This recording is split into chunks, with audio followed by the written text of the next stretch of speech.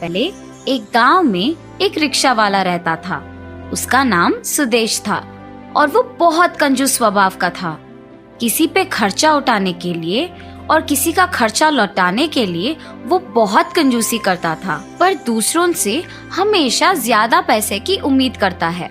सुदेश हर रोज सुबह auto rickshaw को चलाना शुरू करता था। गिराकी के लिए वो गांव के बीच के चौरस्ते पे एक ऑटो स्टैंड में अपने ऑटो के साथ ग्राहकों के लिए इंतजार करता था। आए हुए ग्राहक को अपने रिक्शा में बिठा के उनके चहीते स्थान पर छोड़कर दूरी के अनुसार पैसे लेता था।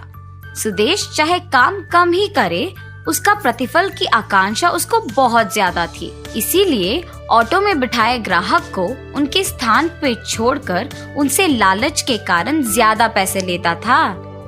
एक दिन ऐसे ही सुदेश ऑटो स्टैंड पे गिराकी के लिए इंतजार कर ही रहा था, जब एक बुजुर्ग आके वहाँ के एक ऑटो ड्राइवर से कहते हैं, बाबू उस चौथे गली तक लेके जाओगे?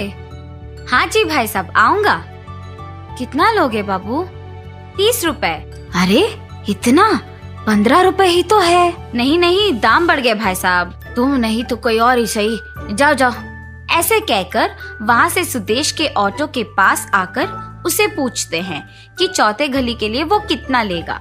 अरे आप आइए तो सही, आप बस ऑटो में बैठ जाइए, मैं लेके जाता हूँ। और ऐसे सुदेश बिना दाम बताए उस बुजुर्ग को ऑटो में बिठा देता है। मंजिल आने पर जब उस बुजुर्ग ने 15 रुपए दिए तो उसको इनकार करके दूसरे ऑटो ड्राइवर के बताए 30 रुपए के दाम से भी बढ़कर 35 रुपए मांगता है। बुजुर्ग के बहुत कहने पर भी सुदेश 35 रुपए से एक कदम भी नीचे नहीं आ रहा था।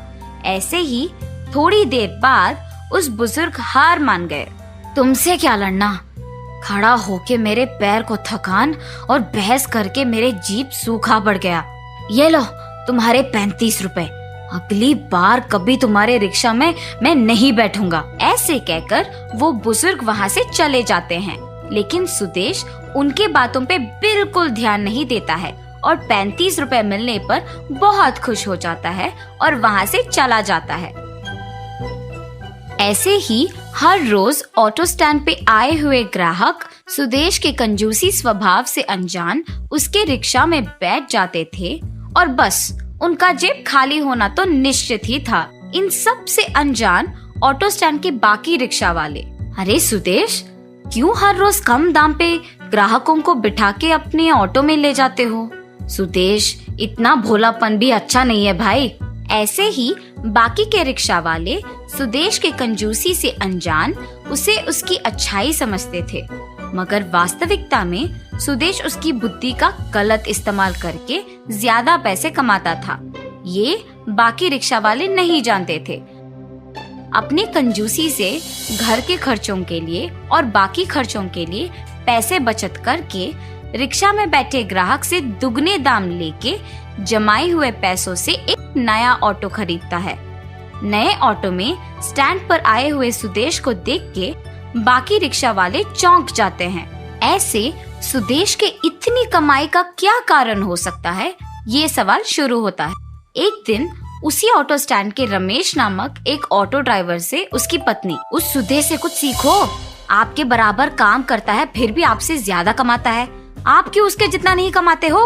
उसी स्टैंड के एक और ऑटो ड्राइवर सुनील से उसकी पत्नी उसे खाकी शर्ट देते हुए, पता चला कि आप ही के साथ काम करता सुदेश ने नया ऑटो खरीद लिया। आप भी हो, किस लिए? आप भी सुदेश की तरह दाम बढ़ा के ज्यादा पैसे कमा सकते हो ना? ये कहकर उसे काम पर भेजती है। और उसके बाद रमेश और सुनील अपने ऑटो स्टैंड पे बाकी रिक्शा वालों के साथ अपनी अपनी पत्नियों के कहे बातों पे चर्चा शुरू कर देते हैं। सुदेश की सच्चाई बाहर आता है और उसके ऑटो में कोई नहीं बैठता है।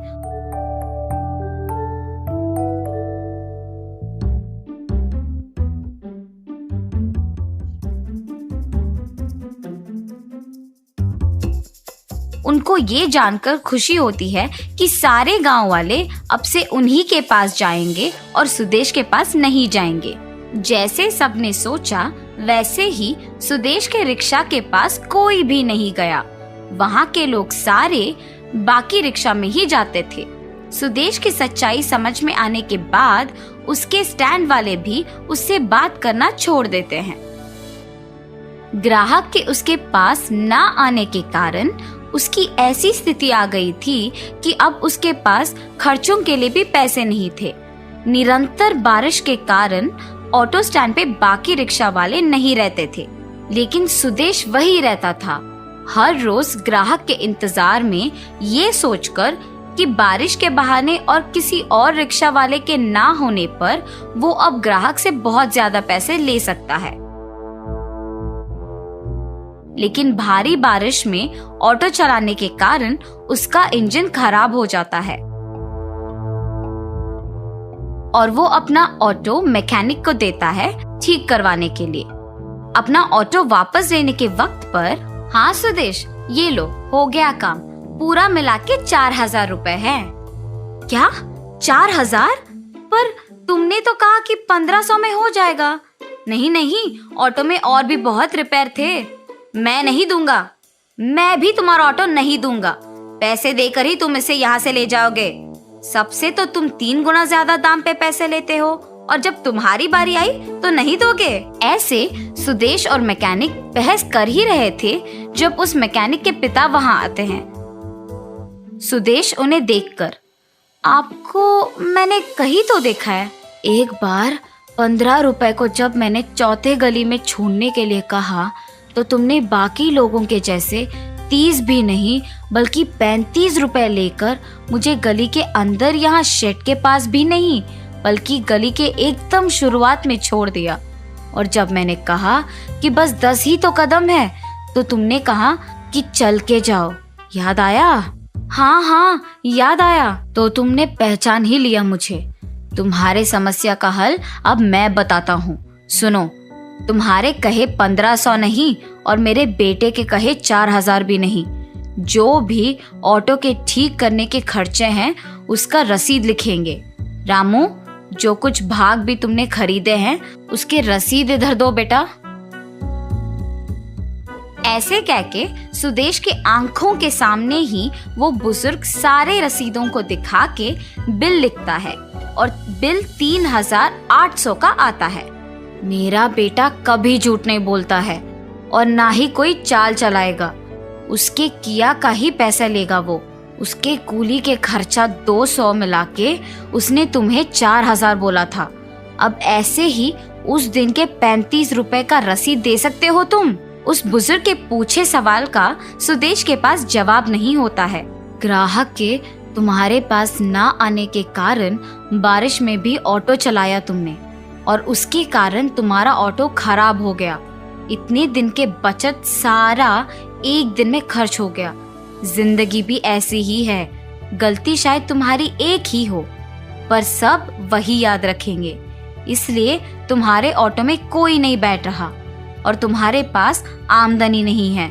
कम से कम अगर अब अपना बुद्धि बदलोगे तो खुश रहोगे, वरना ऐसे ही पछताओगे। उस बुजुर्ग की बातें सुनकर सुदेश को अपनी गलती का एहसास होता है और वो तब से ईमानदारी से ऑटो चला के अपना पैसे कमा के खुश रहता है।